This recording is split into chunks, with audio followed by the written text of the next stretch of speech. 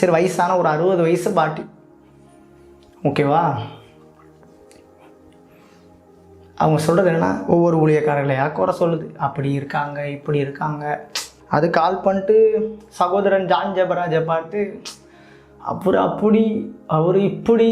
சரி பாட்டி, சகோதரர் தானே, அவருக்காக ஜெபம் பண்ணுங்க பாட்டி, அவருக்கு மனம் திரும்பணும் அப்படின்னு சொல்லிட்டு ஜெபம் பண்ணுங்க பாட்டி அப்படின்னு சொல்லும் போது, அந்த பாட்டி சொல்லுது, நான் அவனுக்கு நல்லா இருக்கணும்னா மனம் திரும்பணும்னா ஜெபம் பண்ண மாட்டேன், இந்த மாதிரி தான் சொல்லுது.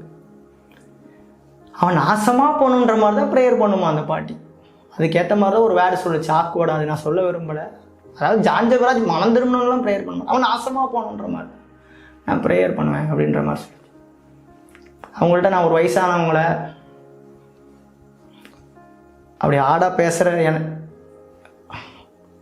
முடியல அந்த இடத்துல, ஓகேவா? அவங்களுக்கு பொறுமையாக எடுத்து சொன்னேன், ப்ரேயர் பண்ணுங்க பாட்டி. எல்லா ஊழியக்காரங்கள்ட்டையும் ஒவ்வொரு குறை இருக்கும், நிறைய இருக்கும். நம்ம நல்லதை எடுத்துக்கிடுவோம், கெட்டதை ஸ்கிப் பண்ணிக்கிடுவோம். நீங்கள் கெட்டதை மட்டுமே பார்த்தீங்கன்னா அப்போ அவங்களோட நல்லதையும் நம்ம வந்து மிஸ் பண்ணிடுவோம். ஸோ அப்படி கொஞ்சம் அட்வைஸ்லாம் பண்ணேன். பட் அந்த பாட்டி கடைசியில் சொன்னது எனக்கு செம்ம ஷாக்காக இருந்துச்சு. அது சரி, நிறைய பேர் அந்த ஊழியக்காரன் இப்படி, இந்த ஊழியக்காரன் அப்படின்னு குறை பேசுவாங்களா, அந்த மாதிரி இந்த ஒரு பாட்டின்னு விட்டுருப்பேன். பட் அந்த பாட்டி கடைசியில் ஒரு வார்த்தை சொல்லிச்சு. என்ன வார்த்தை தெரியுமா?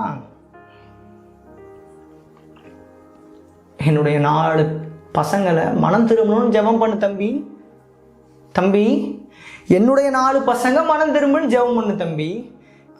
அது உன் பெத்த பிள்ளை மனம் திரும்பணும். அப்போ ஜான் ஜெபராஜ் எவன் பெத்த பிள்ளையோ கண்ட மணிக்கு அடிச்சு விடும், அவன் நாசமாக போனான், என்ன அவன் நாசமாக போகணுன்ற மாதிரி ஜெபம் பண்ணுமா இந்த அம்மா. பட் இவன் பிள்ளை மனம் திரும்பணுமா? பார்த்துக்கோங்க.